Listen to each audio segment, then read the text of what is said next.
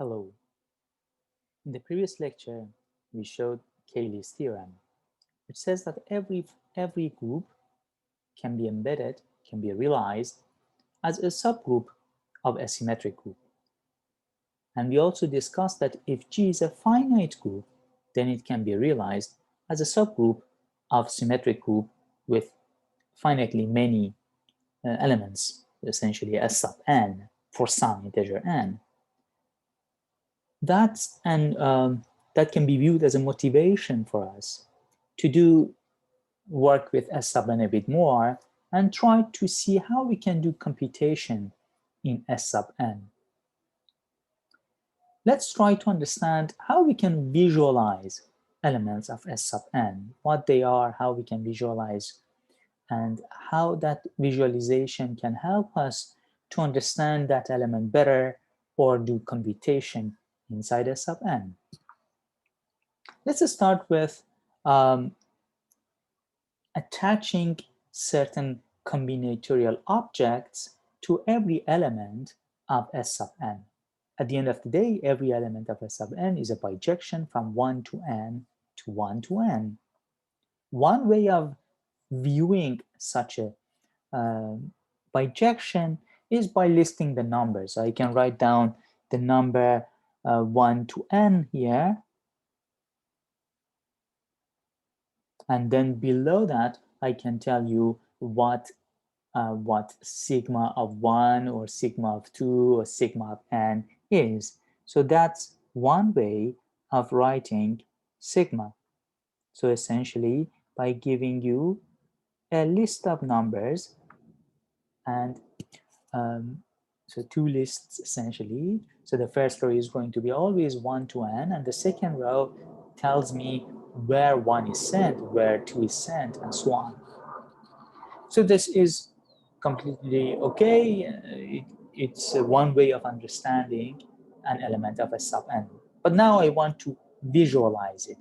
In order to visualize it, one way to do it is by attaching the following bipartite graph to sigma.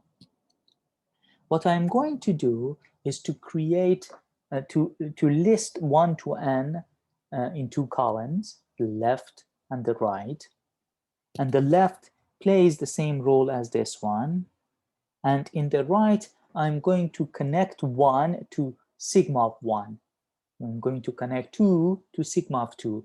So this bipartite graph, this bipartite directed graph, tells me where 1 is sent, where 2 is sent, and so on. Let's see an example to understand this better. For instance, F1 and F2, these are two permutations, two bijections from the set 1, 2, 3 to the set 1, 2, 3. F1 sends 1 to 2, 2 to 3, and 3 to 1. F2 sends 1 to 1, 2 to 3, and 3 to 2. So I can, using this type of notation, I can write them like this.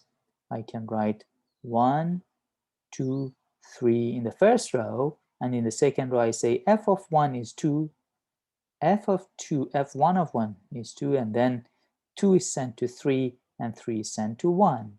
This is, sometimes we write this, f1 is this one. Okay, so this means the same thing. Means that f1 is sent to 2, f1 sends 2 to 3, f1 sends 3 to 1. Or I can use this notation and write it like this, that 1, 2, 3, and then 1 is sent to 1, 2 is sent to 3, and 3 is sent to 2. This is an alternative way of writing the same permutation. But now here I want to suggest the following bipartite graph. So I list 1, 2, 3 on the left and on the right, and then I connect I to what my permutation is assigning to I. For instance, F1 is assigning 2 to 1, so I need to connect 1 to 2 with this directed, with this arrow. Then 2 is connected to 3 with this direct and with this arrow. And 3 is connected to 1 with this arrow because 3 is mapped to 1. Now if I look at f sub 2, f sub 2 sends 1 to 1. It is sending 2 to 3. And finally, it is sending 3 to 2. Using this bipartite graph, I can visualize my bijections. But now I want to do computation in S sub n. That means I need to compute composite of two functions. This bipartite graph actually can help us to find composite of f1 and f2 or f2 and f1 by connecting these two graphs together. So if you think about it, f1, this bipartite graph, actually tells me what f1 does to all the vertices on the left side. I need to just follow the arrow to see where it lands. That way I can understand what f1 is. Now, when I want to understand the composite of f1 and f2, first I need to let f2 act on my point and let it move. And then I have to let f1 make a move on it again. So what I can do, I can put f2 first and then connect f1 right after this and follow the arrows, follow the flow. That way I can understand where 1 is sent under the composite function, where 2 is sent. So let's actually do the computation here and try to understand it. So essentially, again, as I suggested, when I want to understand f1 composed with f2, first we draw the bipartite graph attached to f2, because first f2 is supposed to be applied to the point. f2 is over here. First, I need to apply f2, and then I need to apply f1. So then I put the graph of f1 right after this. Now I follow the arrow. I follow the flow. So I start with this vertex 1, and I see where it lands. It goes to 2. So I need to connect 1 to 2. I start with vertex 2. I see where it goes. I see that it lands to 1. So I need to connect 2 to 1. And finally, I start with 3, and I see that it lands to 3. So I should connect to 3 to 3. For the last one, I didn't need to check because we already know that these two places are occupied, and this composite is a bijection. So the third one needs to go to the only empty spot. So that's why I could have just immediately say that 3 goes to 3. Now let's compute f2 composed with f1. So again, the warning is that you have to be careful about how you are concatenating these graphs. So when you are looking at f2 composed with f1, you need to start with graph of f1 and then connect graph of f2, because first f1 is applying on your point and your value, and then move it. The next thing is f2 applying to what where we have reached using f1. So first I put graph of f1, and then I put graph of f2. Now I start from the left side and follow the arrows. So starting from 1, I get to 3. So 1 is connected to 3. Starting from 2, I go to 2. So 2 is connected to 2. The only remaining point is 1. So we could have just easily say that 3 goes to 1. So these bipartite graphs are actually pretty effective for us to do computation, at least for small numbers, to visualize composition of two functions.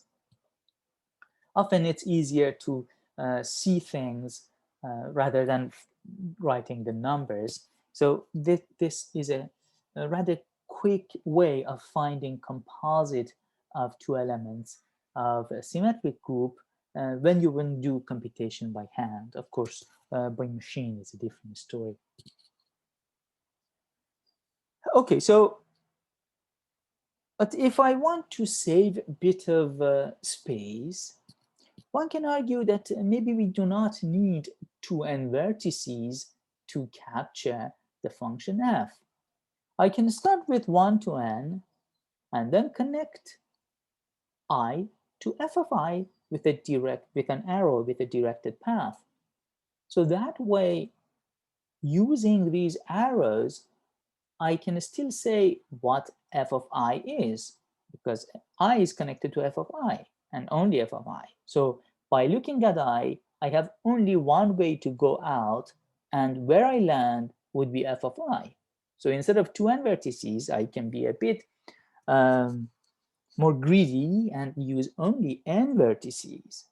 That gives us the second way of visualizing permutations using directed graphs. So I start with n vertices. I label them 1 to n because I'm working with permutations of 1 to n. I label them 1 to n, and I connect I to f of I by a directed arrow. Okay, so let's see again an example, try to understand, visualize it.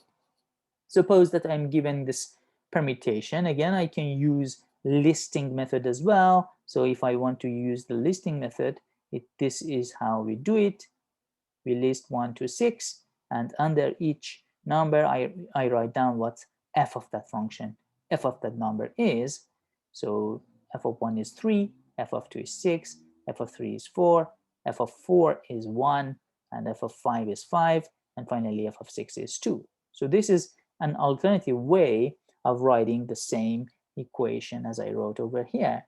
It is slightly more economical. I don't need to write f, f, f each time. And by just looking at these two lists of numbers, I am conveying the same information, that 1 goes to 3, 2 goes to 6, 3 goes to 4, 4 goes to 1, 5 goes to 5, and 6 goes to 2. Now I want to visualize it, but instead of using a bipartite directed graph, I want to use only a directed graph. So instead of having 12 vertices in this example, I'm going to use 6 vertices. Okay, let's say I start with these vertices 1, 2, 3, 4, 5, and 6. Then as we are told, I'm going to connect 1 using an arrow to f of 1, and f of 1 is 3. This means I need to connect 1 to 3 with an arrow from 1 to 3. Then f of 2 is connected to 6, so I need to connect 2 to 6 with an arrow towards 6. f of 3 is 4, so 3 needs to be connected to 4 with an arrow from 3 to 4. f of 4 is 1, so 4 is connected to 1 with an arrow towards 1. f of 5 is 5, so I need to create a loop, so 5 is mapped to itself.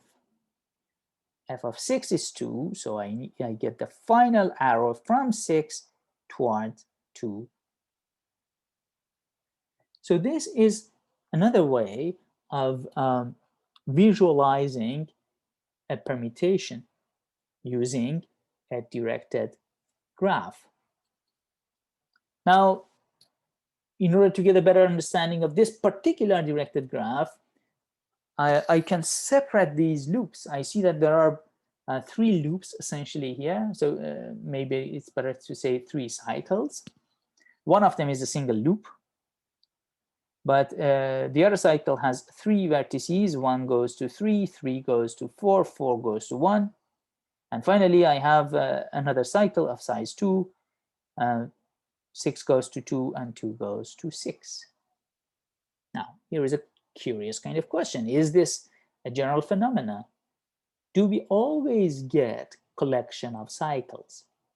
So for us to be able to answer this, we need to understand what's going on. What kind of graph are we dealing with?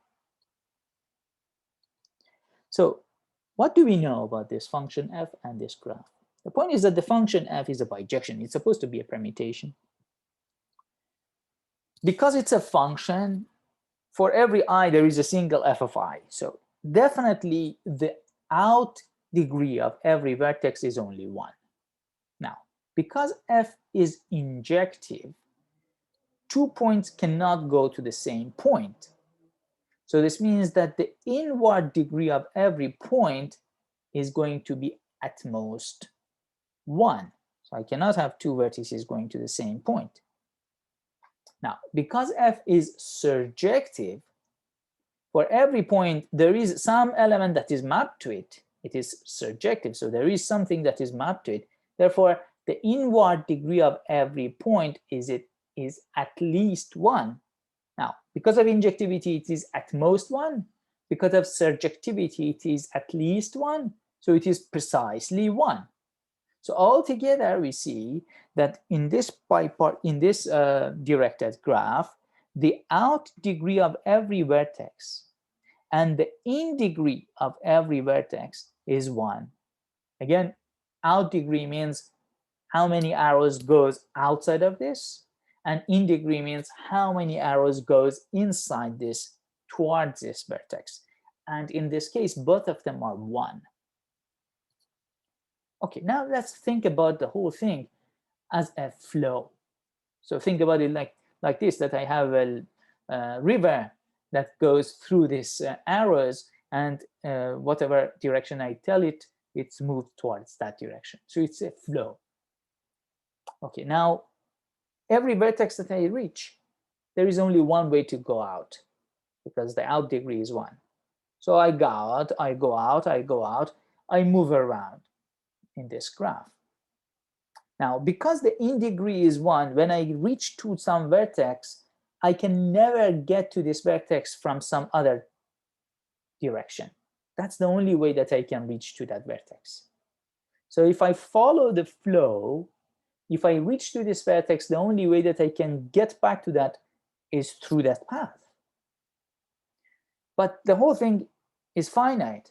So when I go, this flow should at some point go back to some of the points that it meet. So not every time I can meet a new point. At some point I should go to a point that I have already been.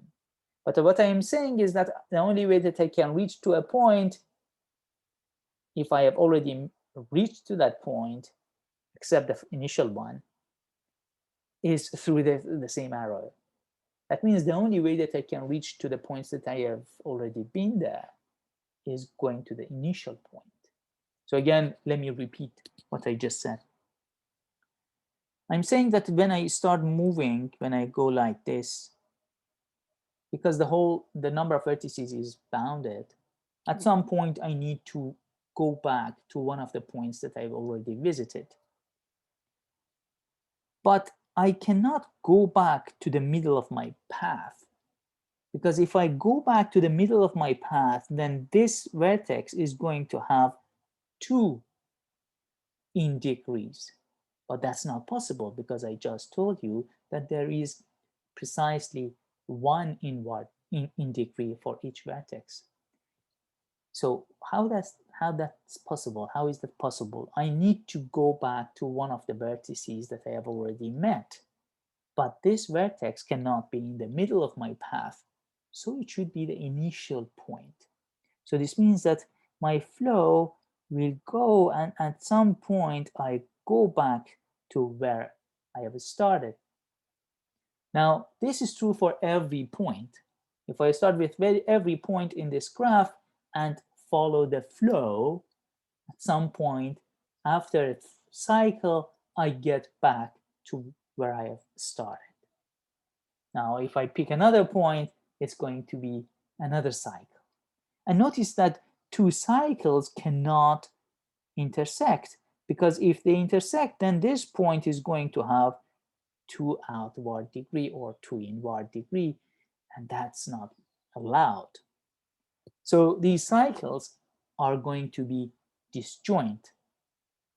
What we showed is that the graph that we get, this directed graph that we get out of any bijection, is a union of cycles.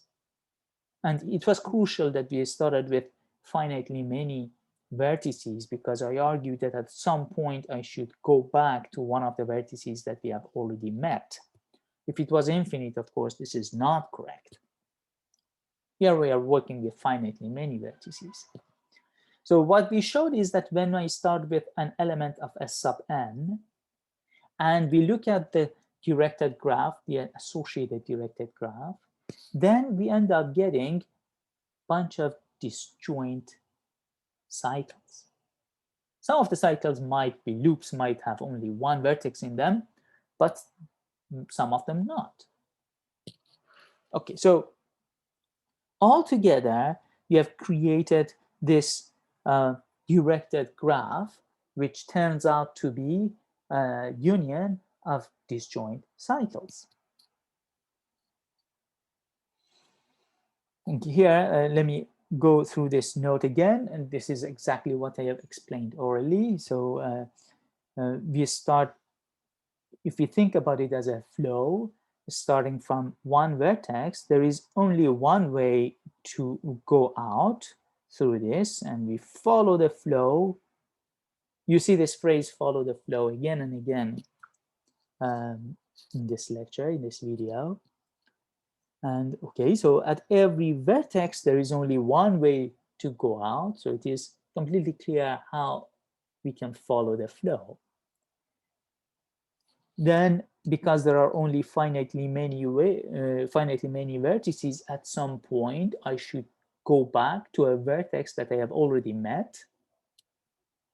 But this type of return is not allowed. I'm not allowed to go back to a midpoint of my path, because in that case, this point is going to have at least two inward edges, which is not allowed. Therefore, this type of return is not allowed. The only possibility for returning to a point that we have already met is to return to the initial vertex. Since there are only finitely many vertices and we cannot go to the middle vertices, at some point we go back to where we have started. That means we get a cycle. Now, starting with a point outside of this cycle, outside of the first loop, again, if we follow the flow, this flow never takes us back to that loop. That loop is on its own.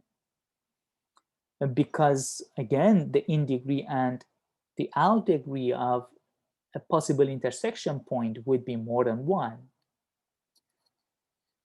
So because the in degree and the out degree of every vertex is already one in a cycle, we can never go into it. So the flow never takes us to that cycle. So this flow gives us disjoint cycles. Okay, let's see some examples. Let's say I give you this bipartite graph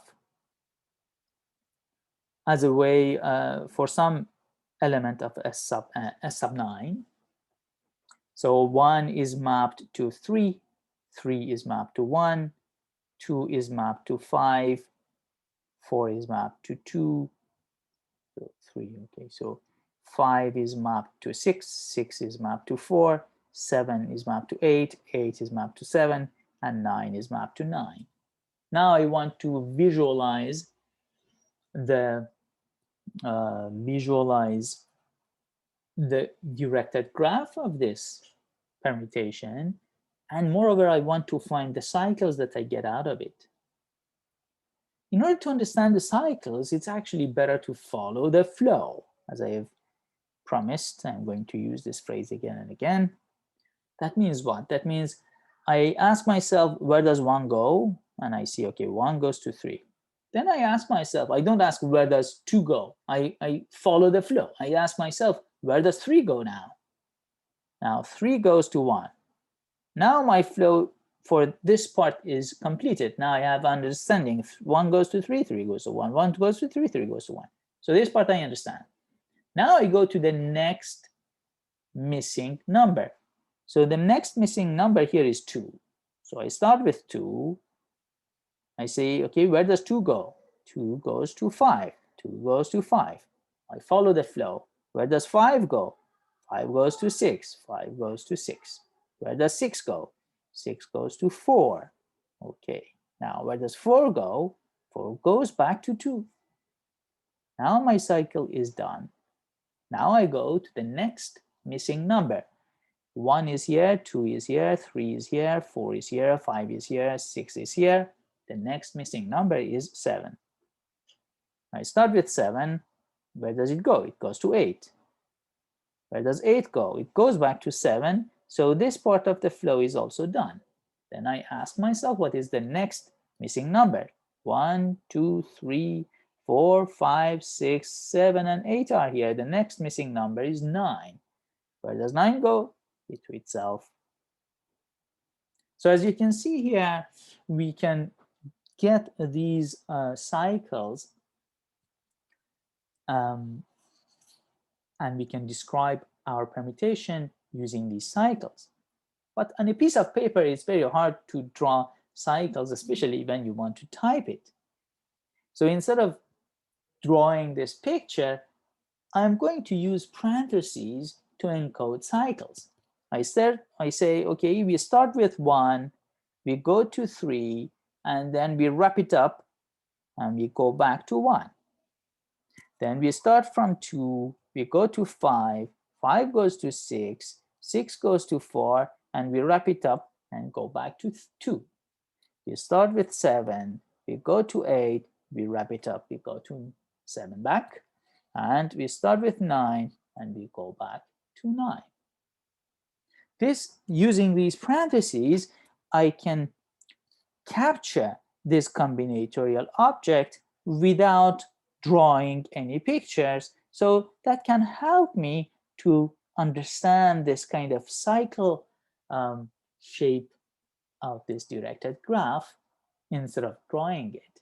So it saves some space and it makes it much easier to write it on a piece of paper. Okay, so now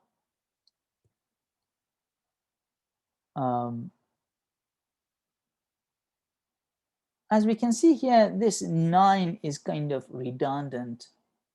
If I drop it, I don't lose that much information, as long as we do know that if I don't have a number listed here, then it is supposed to be mapped to itself. That's a convention that we are going to take. So we are going to drop those cycles that are essentially one loop. So we drop cycles with one vertex. I'm going to justify it a bit more later, but for now, let's take it as a convention. So if a cycle has only one vertex, I'm going to drop it.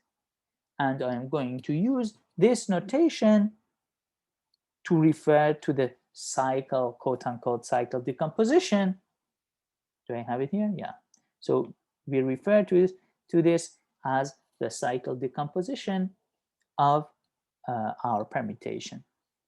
I will justify the word decomposition a bit more later in this video. But for now, let's take it as a convention. We draw this directed graph, we get these joint cycles. These joint cycles completely describe what our permutation does, and these single vertex cycles are redundant with if we do know the convention that if a number doesn't appear here, it's supposed to be sent to itself. So let's do one example.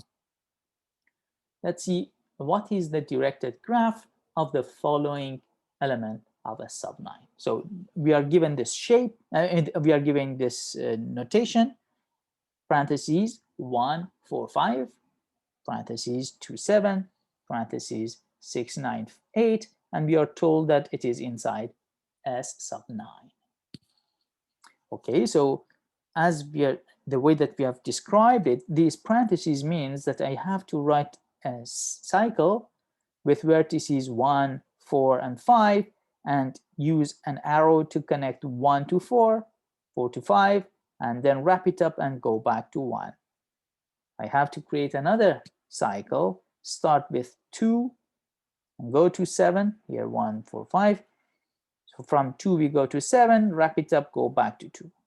From here we start with 6, we go to 9, we go to 8, wrap it up, go back to 6. But we are done. We are not done yet. Next, I have to see what numbers do not appear in this notation. Notice that numbers from 1 to 9 should be here. Here I have 1, 2, 3, 4, 5, 6, 7, 8 numbers. So one number is missing. Let's try to find out what it is. 1 is here, 2 is here, 4, 5, 6, 7, 8, 9 are here. The only missing number is 3. So I need to add a loop, and that is, and label the vertex of that loop by 3. So 3 is supposed to be mapped to itself. So that now, having this directed graph, I can write down the permutation completely, and I can use the listing permutation if you want. I can list 1, 2, 3, 4, 5, 6, 7, 8, and 9. And below them, I can write down what they are, where they are mapped to. So 1 is mapped to 4, 2 is mapped to 7 because of this over here. 3 is mapped to 3. Oops. 4 is mapped to 5. 5 is mapped to, I'm following the arrow, to 1. 6 is mapped to 9. 7 is mapped to 2. 8 is mapped to 6. And 9 is mapped to 8. So that is the permutation that we are dealing with. Having the graph, I can follow the arrow and get from the source to f of that source, where the permutation sends the source. Okay. Now we have seen how we can encode the permutation with a bunch of cycles, and how we can write down the cycles, how we can visualize a permutation using a directed graph, how we can do the computation using bipartite graphs. But now let's try to understand these cycles a bit more.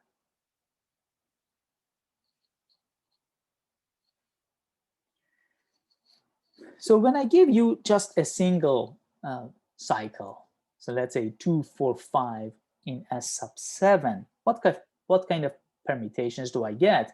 What kind of directed graph I get? So 2 is supposed to be sent to 4. So I get we get an arrow from 2 to 4, 4 to 5, and then 5 wraps it up and we go to 2. Now the missing numbers in S sub 7, the missing numbers here, there are 7 missing numbers. They are 1, 3, 6, and 7. And because they are missing, this means that they are supposed to be mapped to themselves. So 1 is mapped to itself, 3 is mapped to itself, 6 is mapped to itself, 7 is mapped to itself. So these parts were kind of irrelevant because these are fixed under this permutation. The permutation that we are given does nothing to this part. So it only permutes 2, 4, and 5. These numbers that not appear are fixed under this permutation. Now let's try to understand 2, 4, 5, 1, 7 in S sub 7. Again, 2 goes to 4, 4 goes to 5, 5 goes to 2. This part of the graph is identical to what we already had. But the 1, 7 is different. Now I have to connect 1 to 7 and then go back. And then 3 and 6 did not appear. So I have to add these loops that are labeled by 3 and 6. Okay, so now we have a bit of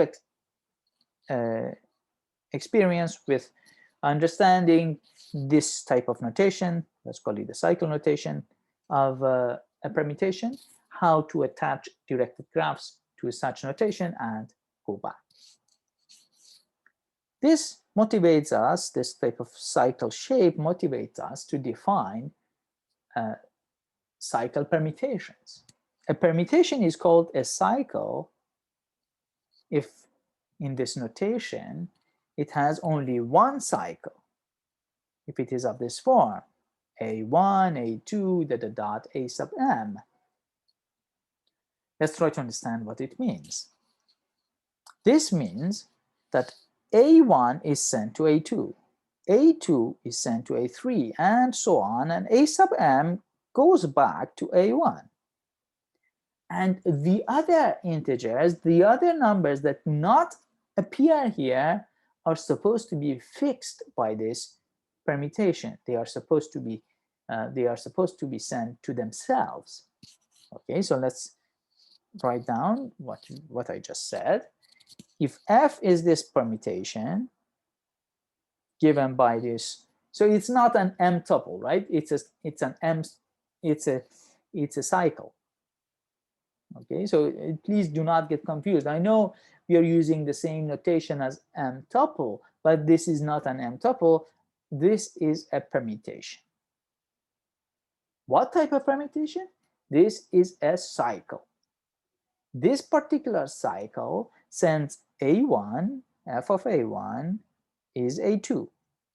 F of A2 is the next number.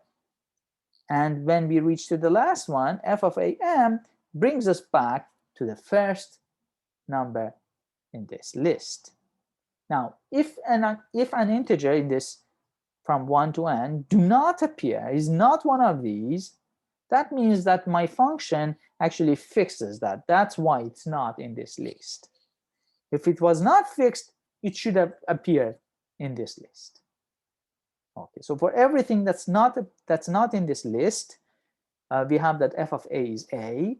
For the other one, we have a recipe. We have to send it to the next one, unless I'm in the last one, and then that means that I should go back to the first one. If I give you a cycle with m entries, then we call it an m cycle. So this is called an m cycle. An m is called the length of this cycle. Now, length 1 cycles are not that interesting. What do I mean by that? If I give you a length 1 cycle, that means that m is 1, then f of a1 is supposed to be a1. So a1 is sent to a1, everything else is also sent to themselves. So length 1 cycles are just identity. So when we talk about cycles, we are not interested in length 1 cycles. That's another reason that we drop the loops.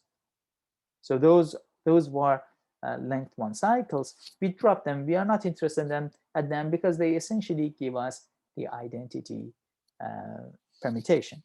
So length 1 cycles, cycle of length 1, the only one cycle of the only cycle of length 1,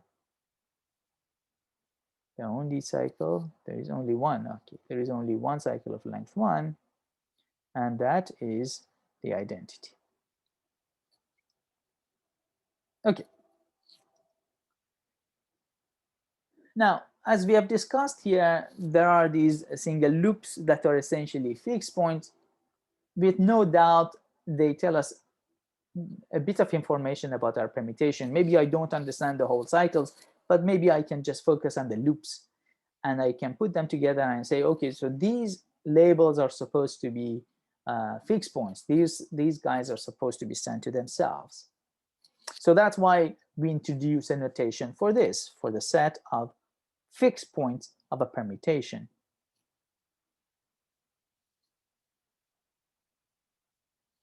So what do I mean by fixed points?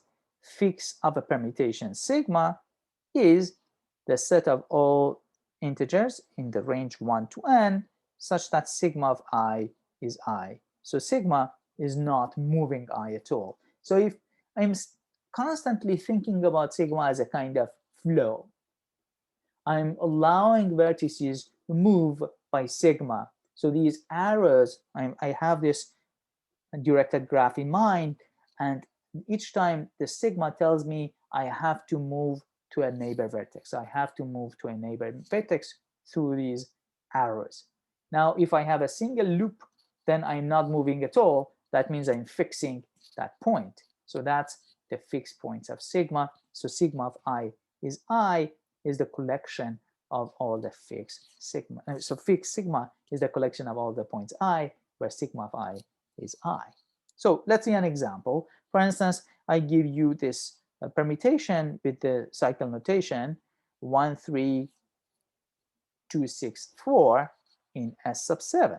Now, first I'm going to draw the directed graph, and then along the way, after I draw this directed graph, I find out what are the loops, and those would be the fixed points. So 1 goes to 3, 3 goes back to 1, 2 goes to 6, 6 goes to 4, 4 goes back to 2, 2 goes to 6, 6 goes to 4, 6 goes back to 2. Now, I ask myself, what are the missing numbers? I'm in a sub 7, there should be 7 numbers. I have only 5 numbers over here, so there are 2 missing numbers. 1 is here, 2 is here, 3 is here, 4 is here. The first missing number is 5. 6 is here. The next missing number is 7. So I write down 5 and 7, and I draw 2 loops, 1 for 5 and 1 for 7. That means the only numbers that are fixed by sigma are 5 and 7. The other ones are moving. So fix of this permutation is the set consisting of 5 and 7. So that's the set of fixed points of this permutation. Okay, now here is one remark that I have to make. When we use this notation, this cycle notation, there is a bit of disadvantage. The cycle notation does not tell us if this permutation is inside S7, or is it inside S1,000,000, or is it inside S8. Of course, it cannot be in S5 because there is a 6 over here, but it can be inside S6 as well. So the only thing that we are sure of is that 1, 3, 2, 6, and 8 should be inside that set that we are dealing with the symmetries of. So the only restriction that this imposes is that it should be at least inside S6. But it can be inside S sub n for every integer n that is at least 6. So in the question, we have to be told in which one of these groups we are looking for the fixed points of this permutation. For instance, if I ask you, what is the set of fixed points of the same permutation, seemingly same permutation, same symbol, the same notation, but in this time I tell you that I'm asking you to think about this inside S sub 8, then the set of missing points would not just be 5 and 7, it would also include 8. I have to add another loop that sends 8 to 8, which means the set of fixed points this time is going to have 3 elements, 5 and 7 as before, and 8 is also fixed under this permutation. If I think about it as a permutation from from 1 to 8 to 1 to 8. So when I ask you find the fixed points of a permutation, you have to be aware in what group I'm asking you to do so. Okay. Now let's make one observation. If a permutation fixes in S sub n, fixes at least n minus 1 points, then what happens? So I have n points, and I'm telling you among these n points, n minus 1 of them are fixed. So maybe this point I don't know, whatever that point is, but the other points are supposed to be fixed. I'm supposed to send this guy to itself, send this guy to itself, send this guy to itself. The only missing point that I have no information is only 1. But then, because sigma is a bijection, this point can only go to itself because every other point is occupied, is already occupied. So there is only one place for this point to go, and that is itself. Because every other point is occupied, this point needs to go to itself, which means that all the points are fixed under sigma. So this is a good observation. So if the number of fixed points of a permutation in S sub n is at least n minus 1, then it is fixing everything, and the sigma is just identity. Okay, so it's an easy observation, but it is interesting that there is a kind of a gap. You cannot have n minus 1 fixed points. At most, if you're not identity, you can have at most n minus 2 fixed points. The other observation that we can make is that if I give you an m cycle and tell you that m is at least 2, then what is the set of fixed points of sigma? Okay, if you think about it, if I create the cycle out of it, I have to connect A1 to A2, A2 to A3, A3 to AM. So these points are not going to be fixed. Each one is moving, especially because M is not 1. Each one of these guys are moving, but if I'm not among these, then I'm fixed. I'm supposed to be sent to itself. So the set of fixed points of this M cycle is everything in the set 1 to n except the numbers that appear in this set A1 AM. Here it's crucial that M is at least 2. If M was 1, then A1 was supposed to be sent to itself, which is not good, and that implies that this condition is actually crucial. So if I give you an M cycle where M is at least 2, then the set of fixed points of sigma is precisely those elements from 1 to n that do not appear in the list of the numbers that appear in this cycle. Okay, now let's try to understand this group operation connection, a bit more connection between group operation and the set of fixed points of a permutation. Can we understand them better in terms of conjugations? What if my permutation is not just a cycle? Can I use these type of cycle decomposition that we had earlier to understand the set of fixed points? We want to understand these type of questions. Explore connections between fixed points and the information that we have about the permutation. So for instance, one thing that we are going to show next is that if I is not fixed under sigma, then sigma of I cannot be fixed under sigma. Okay, so the set of points that are outside of the fixed points of sigma, we say it like this. We say the set of non-fixed points is invariant under sigma. Let's write it out. We say that this set is invariant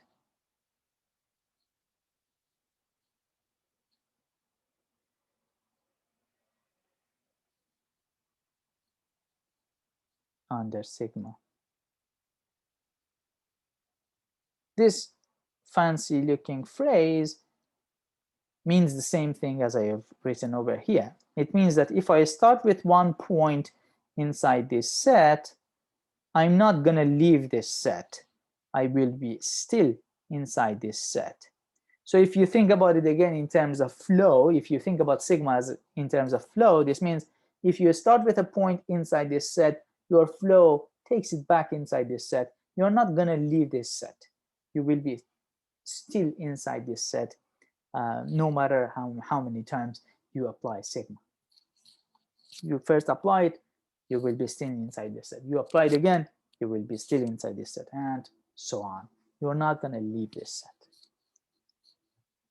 So this flow is trapped inside this set. Okay, let's see why. The proof is actually rather easy. If you think about the contrapositive of this statement, if I write it in terms of a if and only if and then a statement, if and then a statement says if I is not fixed by sigma, then sigma of I is not fixed by sigma. Now, if you look at the contrapositive, it says if sigma of I is fixed by sigma, then I is fixed by sigma. And we are going to show this contrapositive. I used the proof by contradiction, but they are essentially the same thing. That means I'm going to assume the contrary of what we want to achieve, which means I'm going to assume that sigma of I is actually fixed under sigma, and I'm going to reach to a contradiction. So let's use proof by contrary and assume that sigma of I is actually fixed by sigma. What does that mean? This means when I apply sigma to this point, I end up getting the same thing. So sigma of I is supposed to be sigma of I. But remember, sigma is injective. And now I'm telling you that sigma of this guy is the same as sigma of this guy. And sigma is injective. It's a bijection, therefore it's injective. When it is injective, when I tell you sigma of x is sigma of y, you can deduce that x is y. Because sigma is injective, sigma of x equals to sigma of y implies that x is y.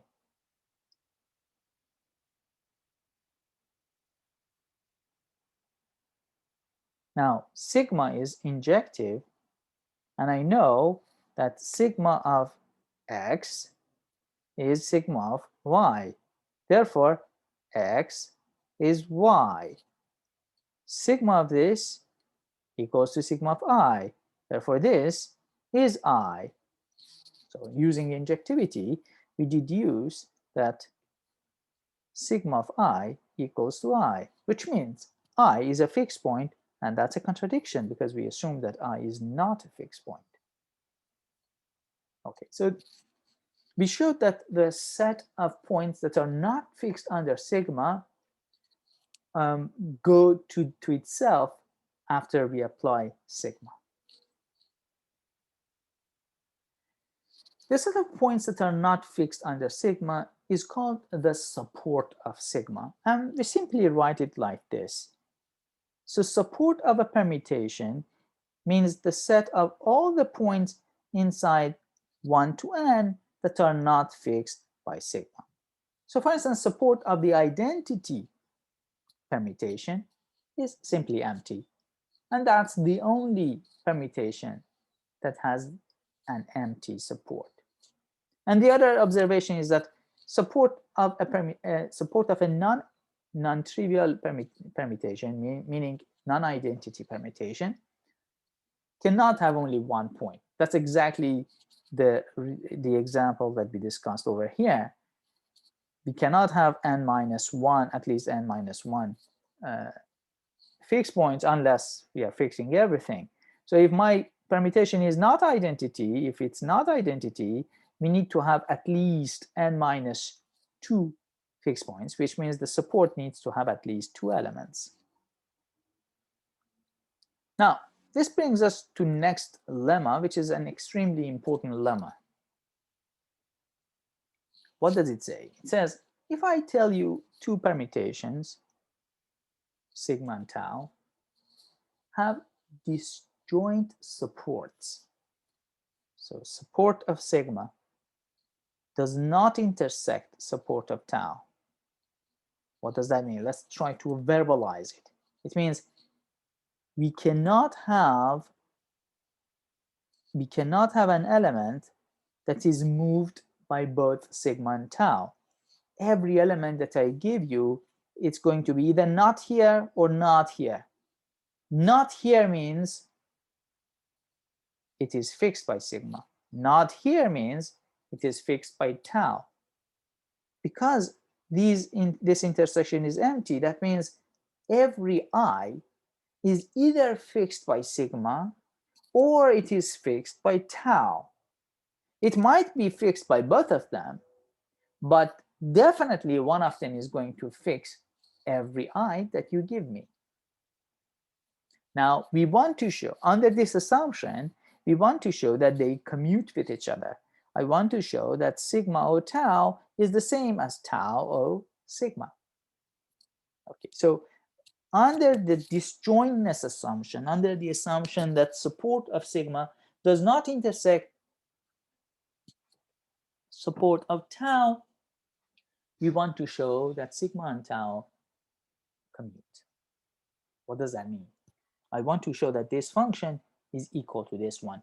Both of them are functions from 1 to n to 1 to n. So it's enough to show that for every I inside the domain, both these functions are giving me the same value. So I need to check that sigma of tau of I is the same as tau of sigma of I. That is what I need to show. Now, think about the set 1 to n. And notice that support of sigma is a subset of this. Support of tau is a subset of this. But they are disjoint. They do not have any overlap. Now, any I that I give you, there are three possibilities. It's either here, or here, or here. So if I give you an element I, it's either neither in support of sigma or in support of tau. So it can be, it's not here and it's not here. The second option is that it is inside, the second option is that it is inside support of tau, but it is not going to be inside support of sigma. So it is inside support of tau, but not inside support of sigma. And finally, it can be in support of sigma, but then it is not inside support of tau. So it is inside support of sigma, but it is not inside support of tau. So these are the three possibilities for I that we are choosing here. In each case, I am going to argue why sigma of tau of I equals to tau of sigma of I. And therefore, if I show that in all these three cases, I have this equality, I've exhausted all the cases, and we deduce that we have this equality for every I. So that's the method that I'm taking. So let's start with case 1. So in case 1, I is not inside support sigma, I is not inside support tau. What does that mean?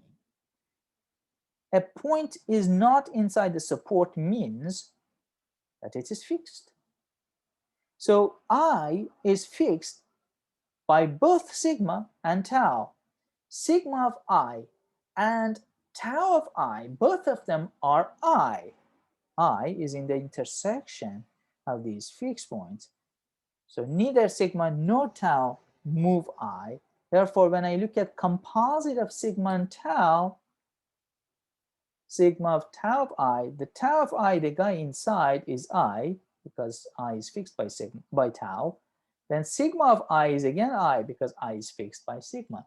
Similarly, when I look at tau of sigma of I, the guy inside is I, and then tau of I is again I, because tau of I is, because I is fixed under tau. Now let's look at the second case. In the second case, I is not in the support, which means I is fixed by sigma, and I is inside support of tau. Now let's remember what we know and what tau does to the support. Here in this lemma, we showed that if I start with something here, I'm not going to leave it under the action of sigma. But this means support of sigma. So what we argued here is that sigma, an alternative way of writing it is the following, that sigma sends anything inside the support to the support of sigma. So this is inside the support if and only if I is inside the support. Okay, this is an if and only if statement. And this is what we showed over here. An element belongs to the support, sigma of I belongs to the support if I is already inside the support. So I'm not going to leave the support under this flow, which is completely intuitive, right? So the support at the end of the day, when we thought about the cycles, so the only fixed points are the loops. If it's not a loop, then I have at least 2 points, and none of those points are going to be fixed under sigma. When I apply sigma, I'm still on the same cycle. I'm not going to move all of a sudden to one of these loops. So I'm going to stay in the support of sigma. That's the intuitive argument for this lemma. Now, I is not in the support of sigma means that it is fixed by sigma. Now I is inside the support of tau. Because of this lemma that we showed, knowing that I is in the support of tau, we deduce that tau of I is in the support of tau. But remember, support of tau does not intersect support of sigma. If something is here, it cannot be this in this one. Because tau of I is in here, it cannot be here. Tau of I is not in the support of sigma. Now we have two elements that are not in the support of sigma. One of them is I, the other one is tau of I. But remember, complement of support of sigma is the set of fixed points of sigma. So that means both tau of I and I, where did I write it? I think I wrote it over here. So both I and tau of I are in the fixed sigma. Okay. Now, how can we use it? We are interested in understanding sigma of tau of I. But remember, tau of I is in the fixed of sigma. Therefore, sigma of tau of I is tau of I, because again, tau of I is the fixed point. Now, how about the other way? Tau of sigma of I. What do I know about I? I is in the fixed points of sigma. So sigma of I is simply I. So tau of sigma of I is also tau of I. So both sigma of tau of I and tau of sigma of I, both of them are tau of I. That means that these guys are equal, and that's exactly what we wanted to show. The third case is quite similar to the second case, and in a more advanced kind of setting, we would have simply said by symmetry, we have the third case. But for this course, I am going to go a bit slower, and I'm going to go over the argument for case 3. You can think about it as a repetition for case 2 to make sure that you understood the argument for case 2. So in this case, the assumption is that I is in the support of sigma, but it is not in the support of tau, and we want to understand why sigma of tau of I is the same as tau of sigma of I. Knowing that I is in the support of sigma by the lemma that we proved, under the sigma flow, I'm not leaving the support, I'm still inside the support of sigma. So sigma of I is still in the support of sigma. Remember, support of sigma and support of tau are disjoint. Knowing that both I and sigma of I are here, we deduce that both of them are not here. So both sigma of I and I are not in the support of tau. That means both of them are in the fixed points of tau. So both sigma of I and I are in the fixed points of tau. Knowing that sigma of I is in the fixed of tau means tau of sigma of I is sigma of I, because this point is supposed to be fixed by sigma. Knowing that I is in the fixed points of tau means tau of I is I. Now I can apply to both sides of this sigma. I get that sigma of tau of I is sigma of I. So now you see tau of sigma of I is sigma of I, and sigma of tau of I is sigma of I. Therefore, these things are equal, and that's exactly what we wanted to show. Altogether, we get that in all three cases, we have this equality, and therefore, these permutations are equal. So let's again emphasize, if two permutations are disjoint, meaning if their supports do not intersect, then they commute. So let's officially define disjoint permutations. We say two permutations are disjoint if their supports, the intersection of their supports is empty. And what we proved is that two disjoint permutations commute. Now let's go back to the cycle notation and cycle decomposition that we had. What we want to show, we want to justify a bit more what it means, that the cycle notation, how it behaves with multiplication or group operation in S sub n.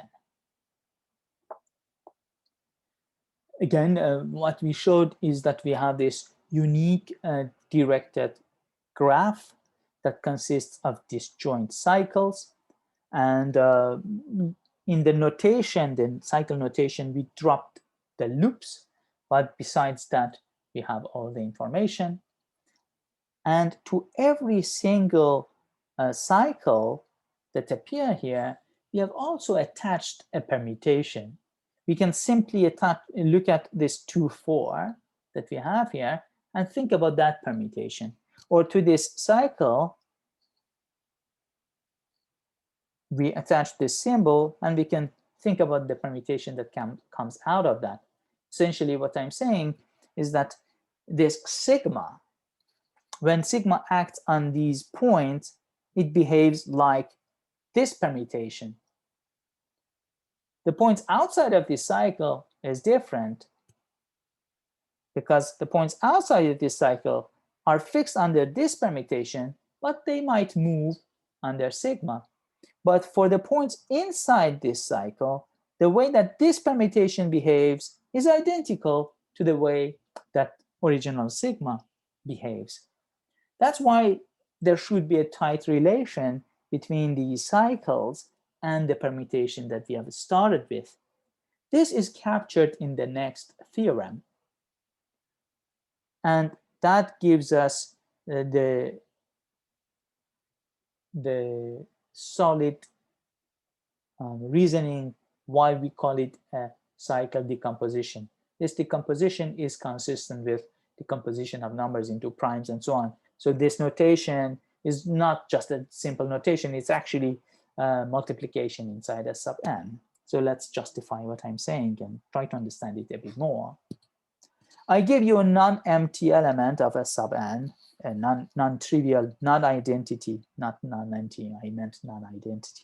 I give you a non-identity element of S sub n, a permutation, a non-identity permutation. Then this theorem says we can always write it as a product of pairwise disjoint cycles.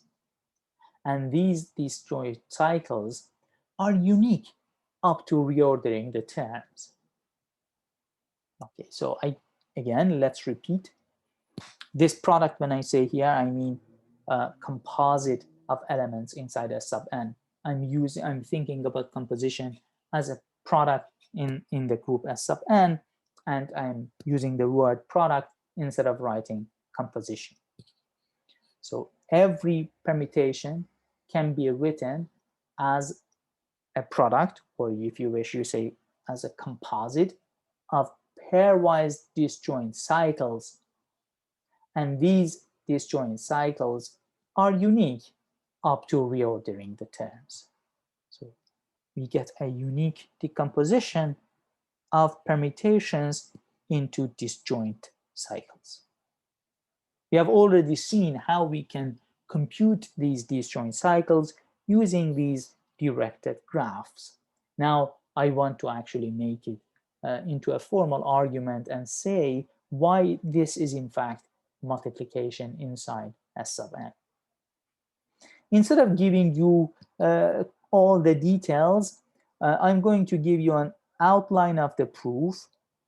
And for me, it is more crucial that you'll be able to find these cycle decompositions. Of course, you need to know the statement, you need to be able to use the statement, but I don't expect you to be able to recreate the proof. Okay? And I'm not going through all the details of the proof. It's quite intuitive, but if you want to write down some of these details, it can be a hassle. But here I'm going to give you the outline of the argument. I start with this sigma, which is not identity. Then I look at the directed graph, and I notice that it's not going to be all single loops because it's not identity. Therefore, in this disjoint cycles that I end up getting, at least one of these disjoint cycles is going to have at least 2 vertices in itself. Suppose that these cycles, there are k of these disjoint cycles, and let's attach these permutations cycles to each one of these directed cycles in the graph. So I'm using the word cycle in two meanings. It can be confusing. So let's pause for a second and understand what I'm talking about. I started with this permutation. I created a directed graph by connecting I to sigma of I. We argued that this directed graph is going to be, this particular directed graph is going to be union of disjoint directed cycles. Some of these directed cycles might be single loops. Here, when I use the word cycle, I mean a directed graph cycle, one vertex connected to the next one, and then at some point I go back to the vertex that I started with. Now, in the previous page, to each one of these directed cycles, we associated a permutation. This permutation that we associated is a cycle, but this time I'm referring to a permutation. So this is a 2 cycle. This is a 4 cycle. And what is important is that this 4 cycle behaves like the original permutation on these points. So the original permutation sent 1 to 5, so does this permutation. The original permutation sent 5 to 3, so does this one. The original permutation sends 2 to 4, but this permutation doesn't do that. So there are some differences between them. But if I work with the values that are already in the support of this cycle, then this original permutation does the same as this cycle. So that's the whole point that we are going to explore. So again, we started with the directed graph attached to sigma. We ended up getting k disjoint cycles. We observed that at least one of them is going to have, so these disjoint cycles, I'm going to assume that these ones are the ones that are not single loops, and I observed that at least there is one, k is at least 1, because otherwise sigma would be identity. To each one of these cycles, I can attach a permutation that we still call the cycle. So let's suppose that sigma 1 dot sigma k are the cycles that are associated to these disjoint cycles. So these are cycles as permutations, but they are associated to these disjoint cycles. Now, let's make a few observations. Because these are disjoint cycles and these are precisely support of sigma i's are disjoint, or pairwise disjoint, because support of sigma i's are precisely those labels that label the ith cycle in the graph. Now, the claim is that sigma, the original permutation, is composite of these cycles. And notice that because these sigma i's, the support of these sigma i's are pairwise disjoint by a lemma that we proved earlier, these sigma i's commute with each other. So it doesn't matter what order I write down this composition, I end up getting the same thing. They commute with each other because They are disjoint. Now, the claim is that sigma is this product. In order to show this, we are going to make two remarks, which are crucial. And let's have this picture in mind. I have this directed graph for sigma. So sigma does this using on the support of sigma 1, does this in the support on the support of sigma k, and outside of the support of sigma i's, sigma is going to fix all the other vertices. So I have fixed points of sigma, and then I have these supports of sigma i's, which are disjoint. Now, what are the observations? If I give you a point here among elements of the sigma 1, sigma of that point, the way that we define this graph, sigma of that point would be the same as what sigma 1 does to that point.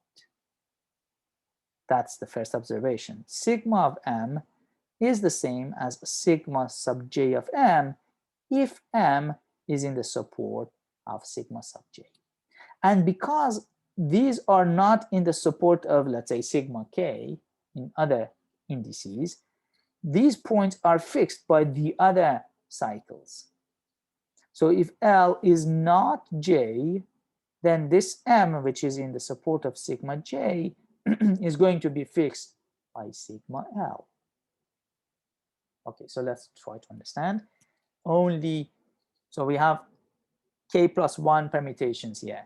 K of them are cycles, and one original permutation sigma that's given by this graph. What we are saying is that if I give you m, if it is among these guys, then in that cycle is going to change the same way that the whole sigma does. I get this equality. And through other cycles as permutations, the other cycles fix this point. So the other cycles fix this point. The other cycles fix this point. And the last observation is that when I apply sigma j to this point, I'm still in the support of sigma j. So sigma j of m is still in the support of sigma j. So that's the first remark that we make. Now, how about if we are not inside these points? Then I am fixed under sigma. That's the next point. M is not in the union of support of sigma i's precisely when m is fixed by sigma. So these are the two remarks that we make. Now, using these two remarks, I'm going to show this claim. Again, these are two functions from the set 1 to n to the set 1 to n. To show equality, I need to say why for every m inside this set, why do we have that sigma of m equals to the what the composite does to m, which means sigma of k applied to m and then sigma of k minus 1 applied to that guy till we reach to sigma 1. So why do we end up getting the same value as we compute both sides? I'm going to consider two cases. Either it is in one of these or it is fixed by sigma. Let's start with assuming that it's not inside these ones and therefore it is fixed by sigma. So if m is not in any of these supports as we discussed, it should be fixed by sigma. So if it's not inside one of these, then it's not in any of these loops. So it should be in any of these cycles. So it should be in one of these loops. And that means that it should be fixed by sigma. Now, it means what? It's not in the support of sigma I, so it is fixed by all the sigma i's. And we just discussed that it is also fixed by sigma. Now, because it is fixed by all these sigma i's, it is going to be fixed under composite as well. Composite doesn't move it at all. So it is the composite also sends this to m. And we just discussed that sigma also sends this to m. So I get the equality that I wished. I wish to show that this composite does the same to m as sigma does to m. So at least when m is not in the support of sigma i's, I show the equality.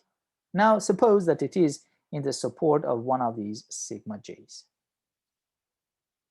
Now, because it is inside the support of the sigma j's, as we discussed, support is going to be invariant under sigma j. So I will not leave the support by applying sigma j. Sigma j of m would be still in the support of sigma j. And for every L that is not inside I, M is going to be fixed by, so this is inside this guy, therefore this is fixed by all sigma L's. Both M and sigma j of M, both of them are here, therefore both of them are going to be fixed by every other side. Now I'm going to look at both sides of this. First, let's start with composite of these cycles and apply it to M and see what we get. And we see that there are two regimes that we have to take care of. The regime of indices before getting to K, then we apply J, before getting to J, then we apply sigma sub J, and then we have to see what goes on when we apply smaller indices, sigma r's with smaller index, r less than J. Let's start with the first regime, when we apply larger indices with which are larger than K. In that case, M is fixed under all of them, therefore M is going to be fixed under the composition. So the entire thing inside this will be just M, because all these permutations fix M. So instead of writing the whole composite, now I can simply write M. Now, sigma of J we have no control on. It will be something. But now I have to apply smaller indices. And I know that sigma J of M is fixed under the smaller indices. So it is fixed and under all these cycles, therefore I end up getting the same thing as before. So it is simply sigma sub J of M. Now let's look at what sigma of M is. We have already discussed this. When I'm giving you this picture, I'm telling you how sigma acts on the points. So in particular, if I give you a point in the support of sigma 1, what sigma does is exactly what sigma 1 does. If I give you a point in the support of sigma k, what sigma does is exactly what sigma k does. When I give you something in the support of sigma j, as I'm giving you, what sigma does is exactly what sigma j does. That means sigma of M is precisely sigma sub j of M, because M is in the support of sigma j. Now, all of a sudden, I have the equality that I was looking for, because now I know the composite of these cycles applied to M gives me this. Sigma of M gives me the same thing. Therefore, sigma of M equals to what this composite does to M. We showed it for an arbitrary M. If it's not inside any of these supports, we showed it first. Then we discussed the case that it is inside one of these supports. Altogether, we showed that sigma is indeed equal to this. This shows the claim. And the claim implies that every non-identity permutation can be written as a product. So again, the product here refers to composition as a product of disjoint cycles. So this shows the existence.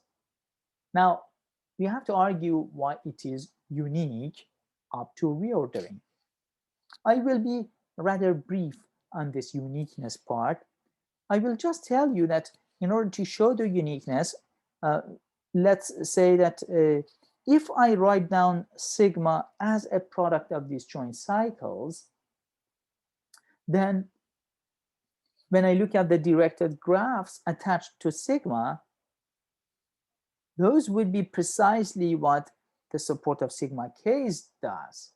Because when I look at the directed graphs, because the supports are disjoint, I give you I, this I can be only in the support of one of these things. This means it's going to be fixed under all the rest.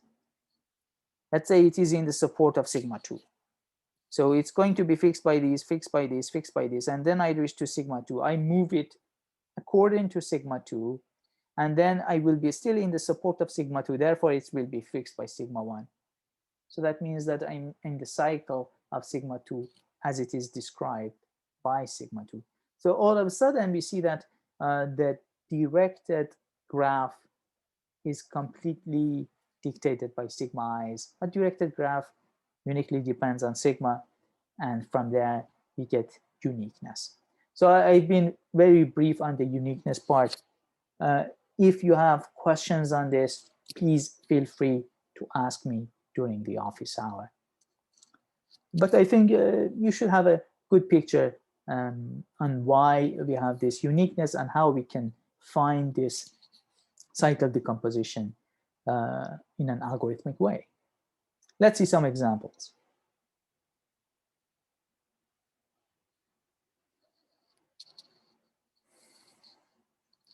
Okay, so we are given this particular permutation in S sub 9.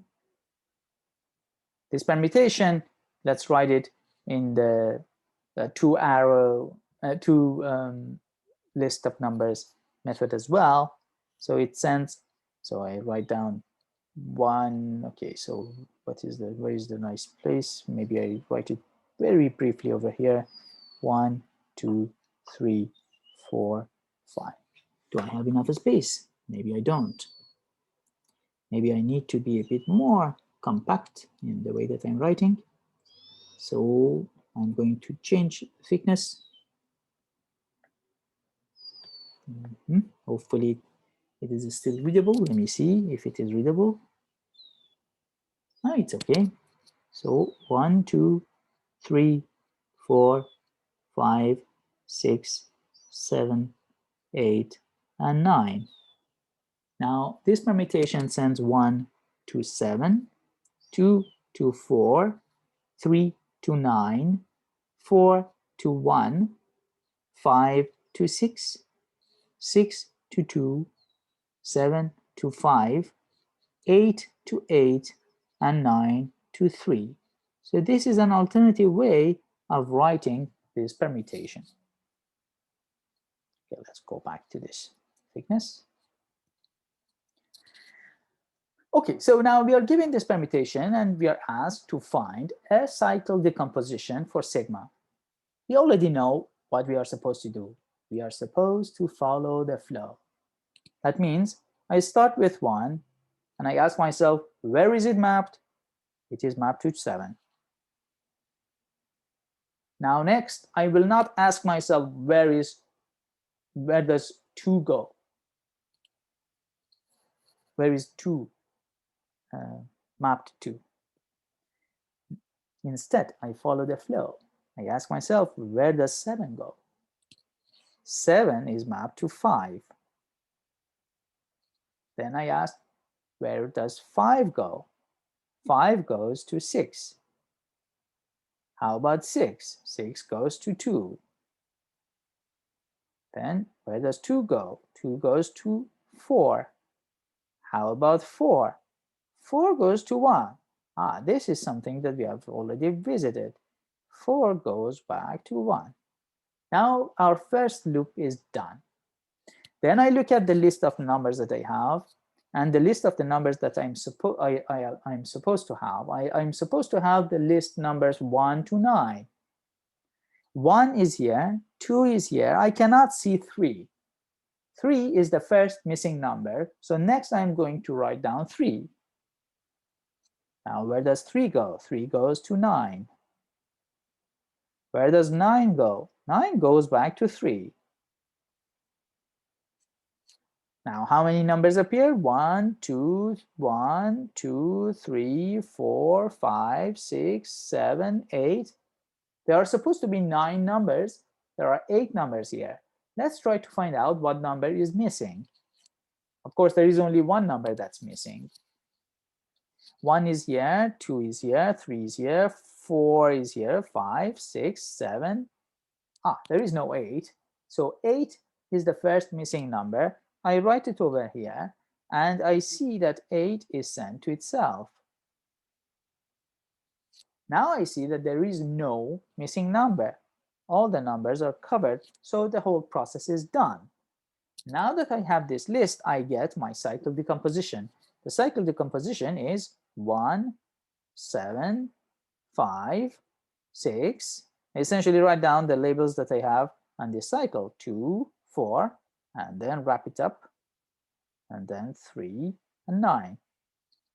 In this cycle notation, we drop this circ composite notation. We don't use it anymore. We drop it, and without this notation, essentially we mean that we are looking at a composite of these permutations. Okay, we drop the cycle notation.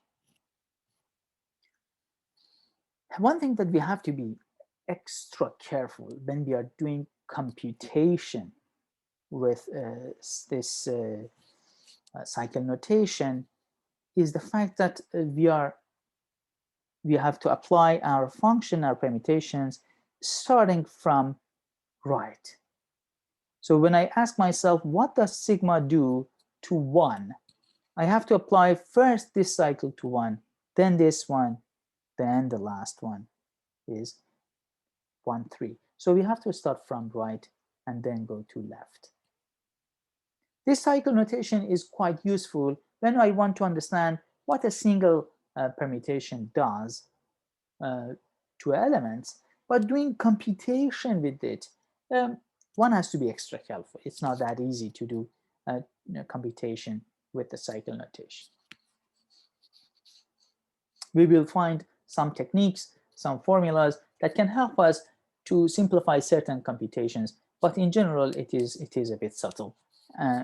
This example shows you how you can actually do computation in symmetric groups using the cycle notation. So here I want to find a cycle decomposition of this product. Notice that this itself, even though these are cycles, this is not a cycle decomposition. Why is that the case?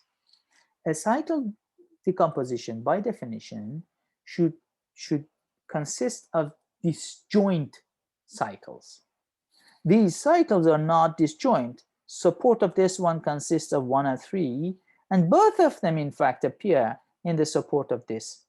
And 1 appears in the support of this.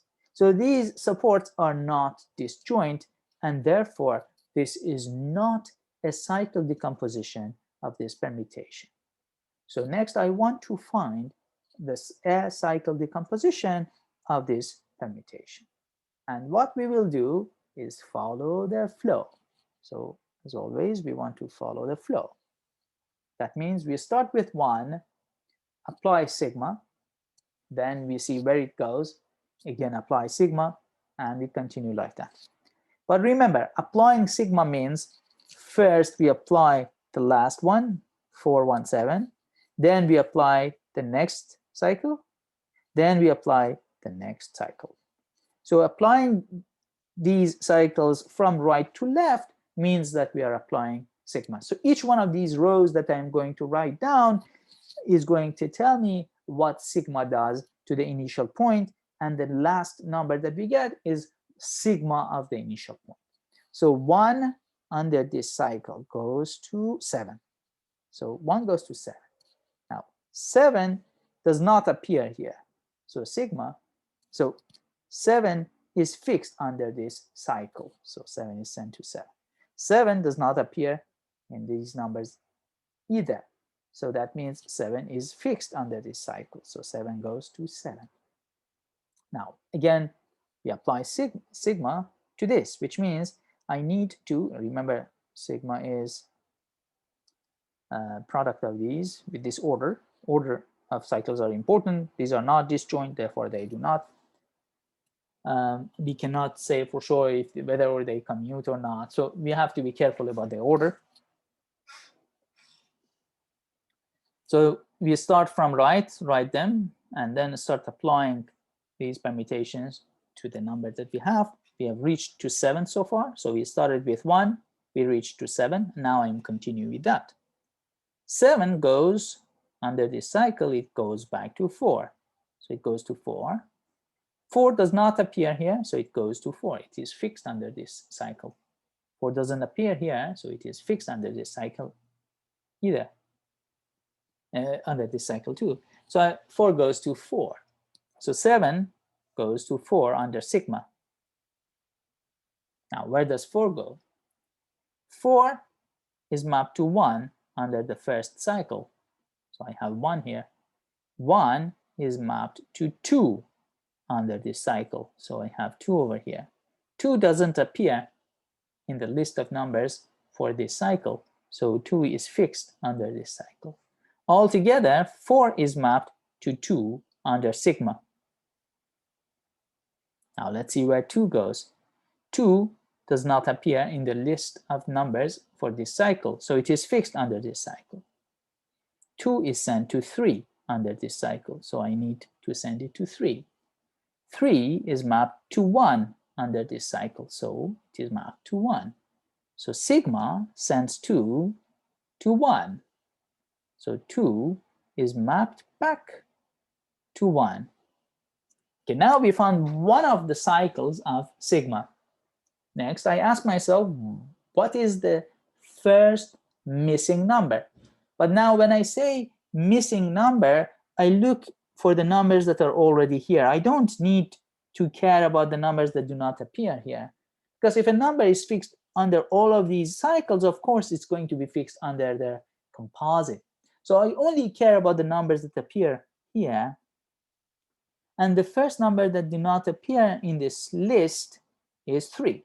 So I start with 3. And I ask myself, where does sigma send 3? So 3 is the first missing number. 3 doesn't appear in the list of elements in this cycle, so it is fixed under this cycle. 3 is sent to 5 under this cycle, so I write 5. 5 doesn't appear in the list of numbers in this cycle, I get 5. So sigma sends 3 to 5. Now, how about 5? 5 is not in this list, it goes to 5. 5 is mapped to 1 under this cycle. So I get 1. 1 is sent to 3. So sigma sends 5 to 3. 5 goes back to 3. Now, there are 6 numbers here. 1, 2, 3, 4, 5, 6. What numbers do we have here? It's 1, 2, 3, 4, 5. Okay, by 6 I mean 6 numbers. There are 6 distinct numbers. All the numbers that appear here are already covered, so we don't have any other missing numbers. So that's it. We're done. That is our cycle decomposition. What does that mean? That means the cycle decomposition that we have is 1, 7, 4, 2, wrapping up 3, 5, as I have written it over here. Here I explained that we only need to cover. We have covered all the numbers in the union of the supports of these cycles. And if a number doesn't appear in the support of these cycles, if I is not in these supports, then it is fixed by the entire sigma. So there is no point in discussing those integers. Okay, so we have seen how to compute cycle decomposition and do computation with a product of cycles, at least through this example. Now let's see some crucial and important formulas or equations that are related to computation with cycles. One of the most important one is the next lemma that I call linking. So this lemma tells me that if I give you 2 cycles, if they are disjoint, we are kind of done with it. So if we want to find this cycle decomposition of product of 2 cycles, if they are already disjoint, then we are done. That's the cycle decomposition. Now, the next step would be if they have only one overlap, then what happens? And this linking tells us that actually if they have only one overlap, then I can open it up at that overlap, and then I get a larger cycle. I can link them together. That's why I call it linking. Okay, so let's make it precise. Suppose a sub i's, sorry for that, suppose a sub i's are pairwise distinct integers, and then I'm giving you an m cycle, and I'm continuing that with another cycle. It has n minus m plus 1 entries, and these cycles have precisely one element in common in their support, and they are arranged in a way that this common element appears as the last one in the first cycle and appears as the first one in the second cycle. So we are ending the first cycle, quote unquote ending the first cycle by a sub m, and then starting the second cycle by the same number. In that case, this product can be easily computed, and it's nothing but a large cycle that starts with a1 and ends with a sub n, and then I go back to a1.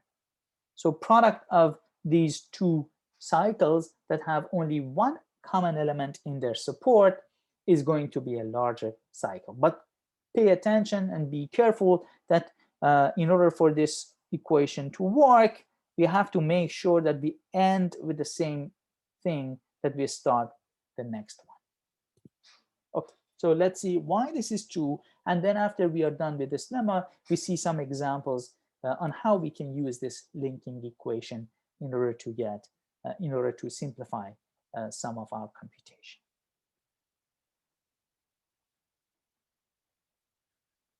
So again, this statement says that if supports of two cycles have exactly one element in common, then we can link the cycles and get a larger cycle. Okay, so let's go through the proof. So as before, we want to follow the flow, but before that, we have to make this remark that we only care about the points that are in the support of these cycles. If an integer doesn't appear among a sub i's, it is of course fixed by both of these cycles, and therefore it is fixed by their composite. That means if we want to follow the flow, it's enough to follow what happens to a sub i's. I'm going to start with a sub 1 and try to follow the flow. If I've been missing some point, I'm going to study it later. But it will turn out that, in fact, I'm not going to miss anything starting with a sub 1. Okay, so let's start with a sub 1 and follow the flow. Again, I'm looking at the composite of these two cycles, and we have to be careful. First, we have to apply the cycle on the right and then the cycle on the left. So we apply the cycle on the right and then the cycle on the left. A sub 1 does not appear here because these things are distinct. Till I reach to a sub m, these integers do not appear in the right side cycle. So a sub 1 is not here. That means a sub 1 is fixed under this cycle. But under the next one, we know where it goes. It goes to the a sub 2. Now, what does sigma do to a sub 2? So far I understood that sigma sends a1 to a2. Now, where does a2 go? Again, we have not reached to a sub m, so a sub 2 is not here. Therefore, a sub 2 is fixed under this cycle. A sub 2 is here, and it is sent to the next one. I continue like this till I reach to, okay, so still a sub m minus 1 is not inside this list. Therefore, I get a sub m minus 1, and then that guy is in this list, and I get a sub m. Now, what happens to A sub m? Now, here is a jump. This is the second regime in this quote-unquote dynamic in this flow. So A sub m, I feed A sub m to this permutation. Now A sub m is here. Therefore, it should go to the next index. Now, this A sub m plus 1 doesn't appear in these indices. M plus 1 is larger than m. It doesn't appear here. So it is fixed under this cycle. Now, this happens till we reach, so this goes like that. I reach to A sub m. A sub n is not in this list. Therefore, it goes to itself. Now, we reach to almost the final stage of this flow. I give A sub n to this cycle, and it brings it back to the initial number. Now, A sub m does appear in this cycle, and it goes back to A sub 1. Now I reach back to A sub 1 where I've started. Now, if you look at it, I started with A sub 1, I went to A sub 2, went to A sub 3, went to A sub m, and then the second regime started. I went to the next one, When I reached to A sub n, the final stage took me back to where I started. As you can see, all A sub i's are exhausted here. All of them are here. There is no missing number. So that's it. That is my permutation. So as you can see, I get only one single cycle that is large. Essentially, I linked these two cycles together. Okay, so this linking relation is extremely useful. Let's see how we can use it in some examples. Suppose I want to find a cycle decomposition of this product. So I'm given these two cycles. One of them is 2316, the other one is 417. What is the cycle decomposition of this? Whenever you are given two cycles, it's a good idea to think about their support first. If their supports are disjoint, then you're done. That's a cycle decomposition. In this case, the supports are not disjoint, but they have only one element in common. So the support of these cycles, this one and this one, they have exactly 1 point in common, and that is 1. So that means I should be able to use the linking relation in order to compute this product, and that should be a single large cycle. But in order to be able to use the linking relation, this common point needs to be at the end of the first cycle and at the beginning of the second cycle. So I need to rewrite these cycles and make sure that one is at the last step, at the last point of the first cycle and at the beginning of the second one. Let's try to visualize it, and that helps us to put one at the right place. What is the first cycle? This means I have the following graph. 2 goes to 3, 3 goes to 1, 1 goes to 6, and 6 goes back to 2. That is the first cycle. Now, the whole point is that I can write this notation starting from whatever vertex I wish. Here I started from 2, but of course I can start writing it from 3. I can say 3 goes to 1, 1 goes to 6, 6 goes to 2, and then close the parentheses. That means I'm going back to 3. What I'm saying is that I can write down this cycle starting from whatever vertex I wish. For the first one, I wish to end with 1. I want to end with 1. That means I need to start with the next one. So I start with 6 and follow the flow to write down the cycle. So the cycle that we are given, 2, 3, 1, 6, is the same as 6, 2, 3, 1. 6, 2, what is this 9? It should be 3.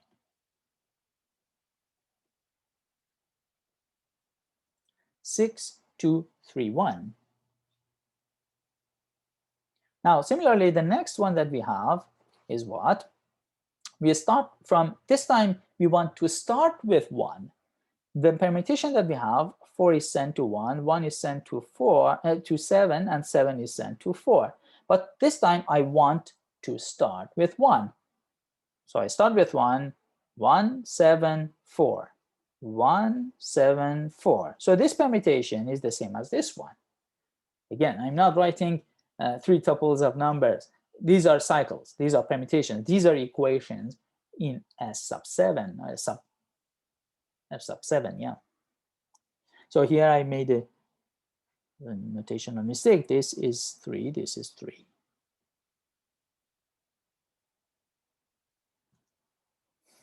So instead of writing this permutation, I'm going to write down 6231. Instead of writing 417, I'm going to write down 174. Now I'm in the realm of the linking relation. I have a list of numbers. All of them are distinct, and this one ends with what this guy starts with. Therefore, I can link them together. I get this larger cycle, 6, 2, 3, 1, 7, and 4. And that comes from the linking relation. So now you see an example on how one can use the linking relation, even though the original setting is not quite compatible with what linking relation has given us. Essentially, we write down the cycle, rewrite it in a way that the common point is at the right location. Next, we explore the connection between conjugation and cycle decomposition. But before we get to the cycle decomposition, we look at the fixed points and see what is the connection between fixed points of a conjugate of a permutation. The claim is that the set of fixed points of conjugate of tau by sigma, that means this, is what sigma does to the set of fixed points of tau. So if I is fixed by tau, then it is here, then sigma of I is fixed by this conjugate, and vice versa. If something is fixed by this, it should be of the form sigma of something that is fixed by tau. And from there, we deduce that if a point is not fixed by this conjugate, it should be sigma of something that is not fixed by tau. Okay, these equations can help us to understand, okay, we know the connection between cycle decompositions and support. Essentially, the numbers that appear in this cycle decompositions are precisely support of my permutation. We are getting there. We are trying to understand the connection between conjugation and cycle decompositions, and this is a start. The second part gives us the precise connection. So when I conjugate the cycle given by A1, A2, Am by permutation sigma, it's quite magical. I still get an M cycle. How can I find out what the M cycle is? I just apply sigma to the A sub i's. I apply sigma to A1, I apply sigma to A2, I apply sigma to A sub M.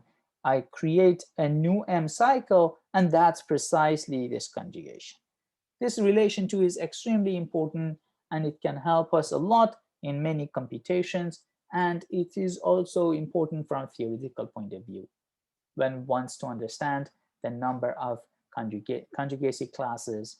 So we will discuss this briefly in our course, but not in details. But hopefully you get excited and motivated to understand this more, and you will read about it on your own.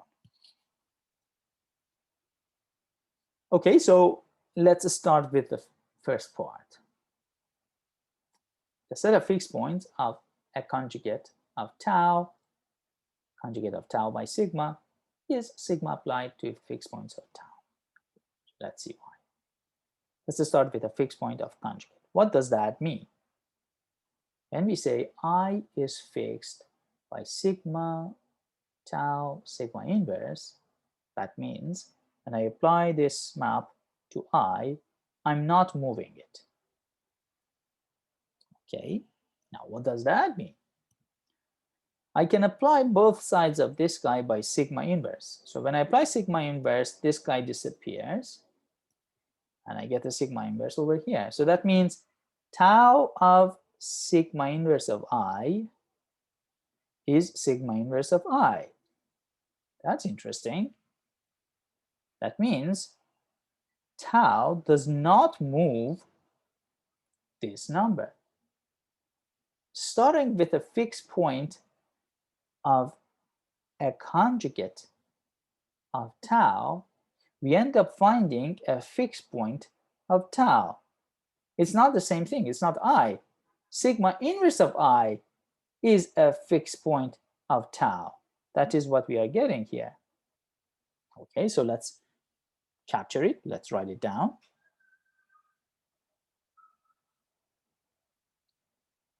So what we just showed says that I is a fixed point of this conjugate precisely when sigma inverse of I is fixed by tau. This is what we showed. Now remember, sigma is a bijection. So if I belongs to a set, if sigma inverse of I belongs to the set, that means I belongs to sigma of that set. That means I'm applying sigma to all the elements of that set. So when I write this, this means sigma is applied to all the elements of this set. So let's write it and make sure that we understand. This means sigma is applied to all the elements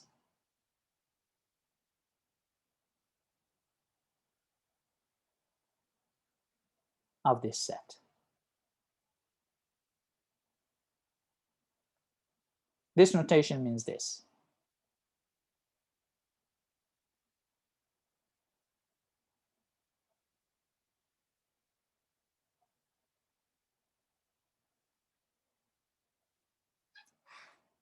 You see, sigma inverse of I is here.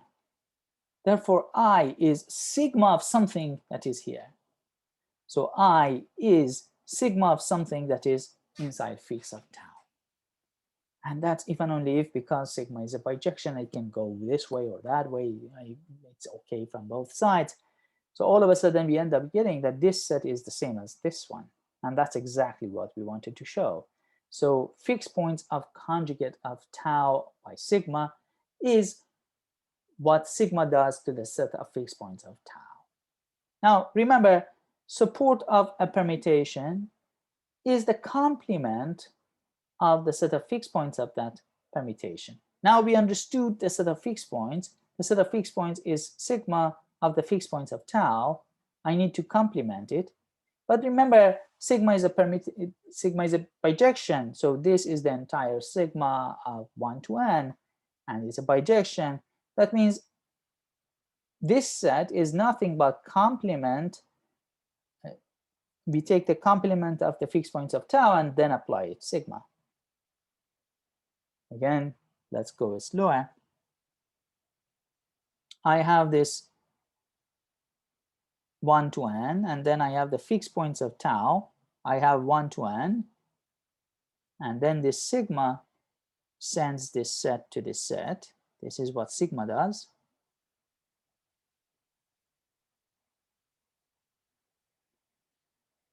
And therefore, the complement of the fixed points is sent to the complement of the fixed points by sigma. That is what I wrote over here. So I put the sigma outside. So it's because sigma is a bijection, complement of image of sigma, applying sigma to this set is the same as applying sigma to the complement of this set. But remember, complement of the fixed points of tau is nothing but support of tau. So if a point is not fixed under tau, that means it is in the support of tau. So I am applying sigma to the support of tau. So we get exactly what we wanted. We get that support of conjugate is precisely what sigma does to the support of tau. Okay, this part 1 is important and is interesting, but for the purposes of this course, we are interested in the second part. So please pay attention to the second part. That's extremely important. The first part is extremely important, especially when you study group actions and so on. We will get back to that later. But for the purposes of this course, in terms of symmetric groups, please pay attention to the second part. We are going to use the first part in the second part. By the first part, I know that the support of conjugation of the cycle by sigma is what sigma does to the support of this guy. But support of this guy we understand completely. Support of this guy is the list of numbers a1 am. So I need to apply sigma to this.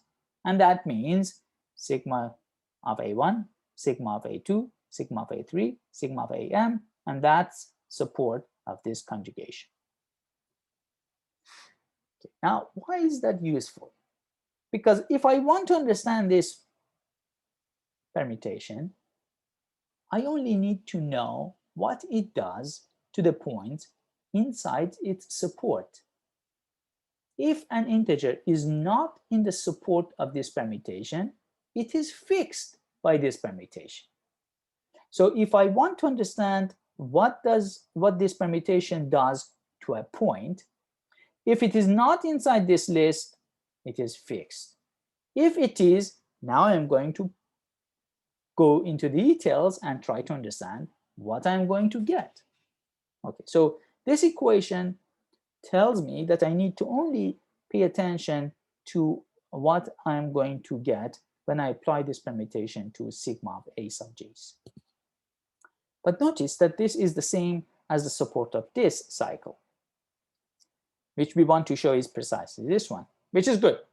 We are in the right track. This shows that support of this permutation is the same as the support of this cycle. At least their supports are the same. I want to show that they are equal.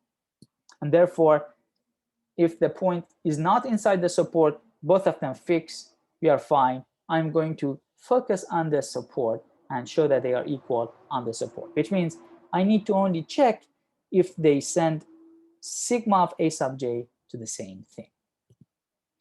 This cycle is actually easy. We understand what this cycle does to sigma of a sub j. It sends it to the next one. Sigma of a sub j is sent to the next one with an understanding that a sub n plus 1 is simply the first one. Okay, so this one we understand what it does to sigma of a sub j. Let's go to the interesting part. What does this guy do to sigma of a sub j?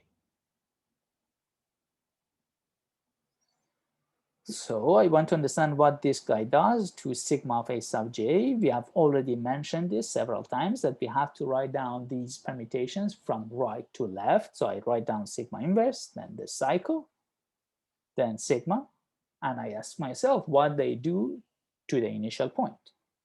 So when I feed this guy to sigma inverse, okay, so it cancels out sigma. So I get back a sub j. Now, a sub j under this cycle goes to the next one. I get a sub j plus 1. Again, with an understanding that if I was in the last step, then I'm going back to the first one. And then sigma sends this to sigma of a sub j plus 1. This is exactly what we had for the cycle. So this was sent to this one under this cycle. Now we got the same rule for this conjugated cycle. So they are the same, and that completes the proof of this lemma. Now let's try to see how we can use this beautiful result to do some computations. Let's say we are given this sigma, given by this cycle decomposition, and we are given another permutation given by this cycle decomposition, and we want to find a cycle decomposition of conjugate of tau by sigma. So we are given this, and we want to find conjugate of tau by sigma. It is not a cycle, then how can I use the previous lemma? The nice thing is that we have proved it earlier, in earlier videos, that conjugation by an element is a group homomorphism. We don't need to use it. We can reprove that part essentially, but it is important to know this. It's quite conceptually appealing, and it's important to know this. Conjugation by an element is a group homomorphism. Now, why is it relevant? I'm interested in sigma tau sigma inverse, which is conjugating tau by sigma. Tau is product of these two cycles. Tau is product of these two cycles. Knowing that sigma conjugation by sigma is a group homomorphism, this means I need to conjugate this one and then multiply it by a conjugate of this one to get conjugate of this.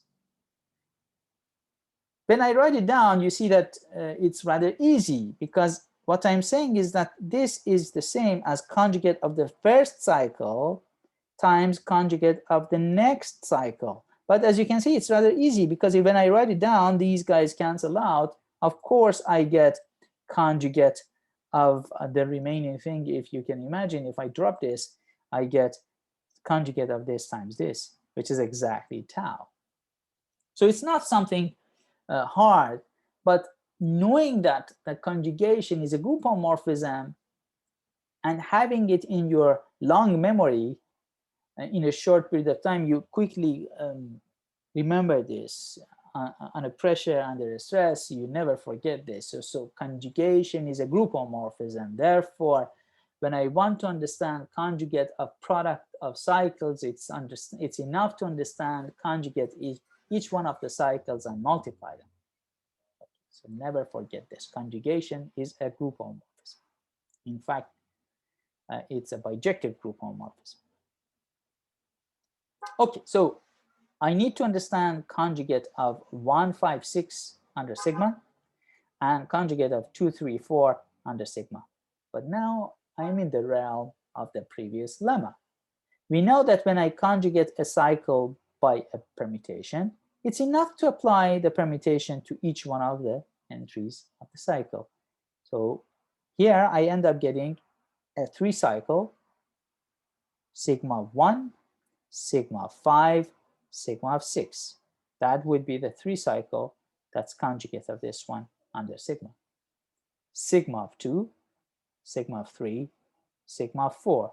That would be the next conjugate, the conjugate of the cycle 2, 3, 4 by sigma. Now let's see what is sigma of 1. 1 goes to 2, so sigma of 1 is 2. 5 goes to 3, so sigma of 5 is 3. 6 is fixed under sigma, so 6 goes to 6. 2 goes to 4. 3 goes to 5.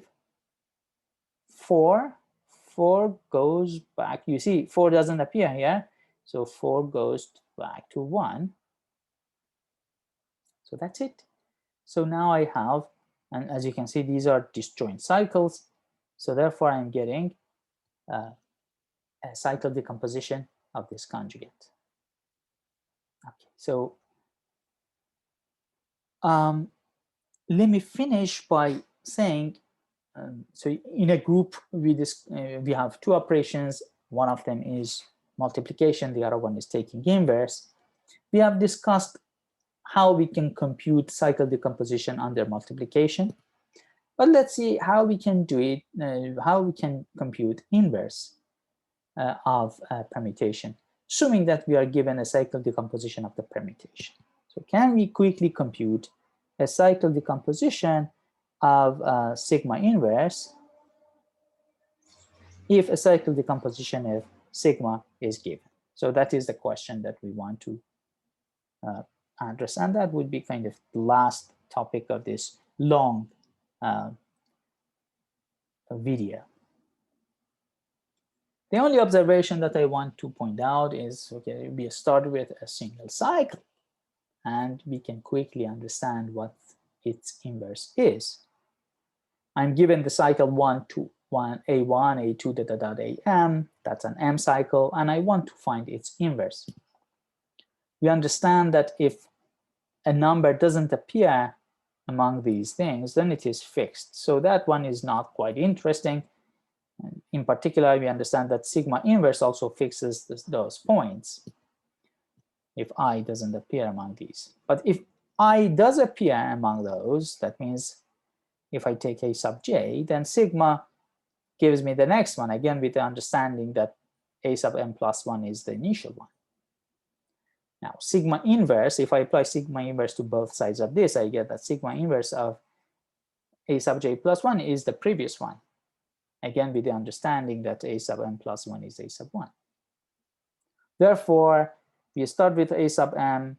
When I apply sigma inverse, I go to the next one, I go to the next one till I get to a sub 1, and then I go back to a sub m. So sigma inverse is just reversing the order of the entries of a sigma. So sigma started with a sub 1, a sub 2, a sub m. Now I go backward, and that gives me sigma inverse. So pictorially, we started with a sub 1, and then we have these arrows. We go and come back to a sub 1. Now, when we want to find its inverse, we just reverse the arrows. Instead of going from a1 to a2, we go from a2 to a1, from a1 to a4, and reverse the arrow. And we can use this backward picture in order to understand inverse of a cycle. Now that we have inverse of a cycle, we can easily compute cycle decomposition of a permutation if the cycle decomposition is given. Let's see this example, for instance. Find a cycle decomposition of the following. So we start with 1, 2, 4, and then we have 5, 2, 7, 3 inverse. We start with computing inverse of this because that's rather easy. We know that we have to go backward through this list. So 3, 7, 2, 5, that would be the cycle. That's inverse of this cycle. So inverse of an M cycle is still an M cycle. I'm just writing backward, going backward through the cycle. Now that means that I need to multiply this cycle by this one. Now the support of this one is 1, 2, 4. Support of this one is 3, 7, 2, 5. They are not disjoint, but they have exactly 1 point in common. Therefore, we can use the linking relation.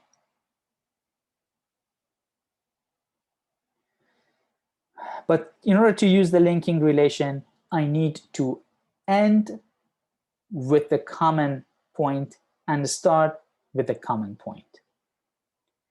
So the initial cycle was 1 going to 2, 2 going to 4, 4 going to 1.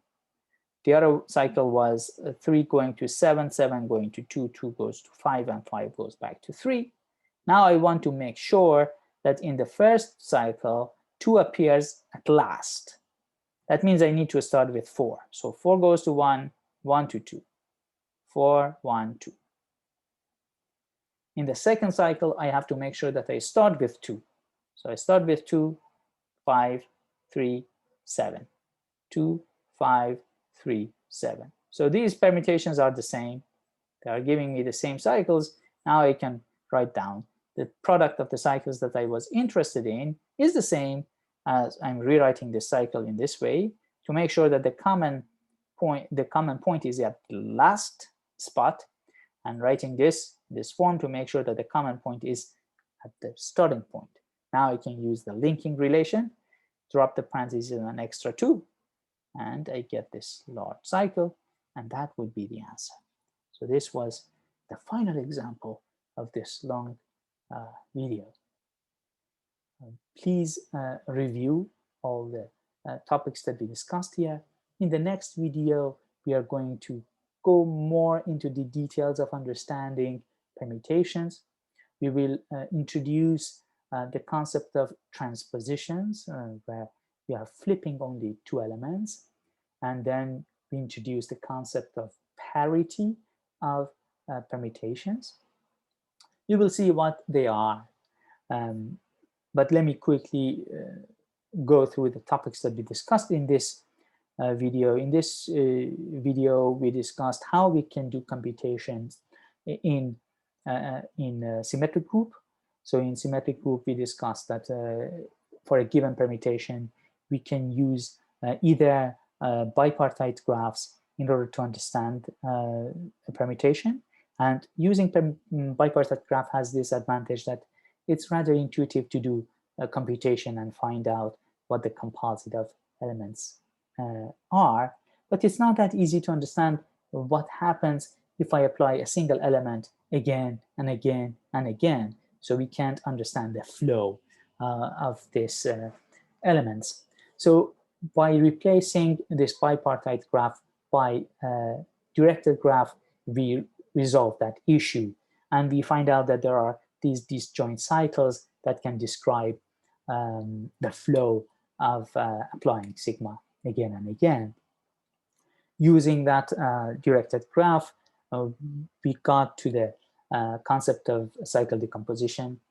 And we also introduced cycles, support of permutation. And we showed that if two permutations are disjoint, then they commute with each other. We understood how to do the computation and find out cycle decomposition of product of two permutations.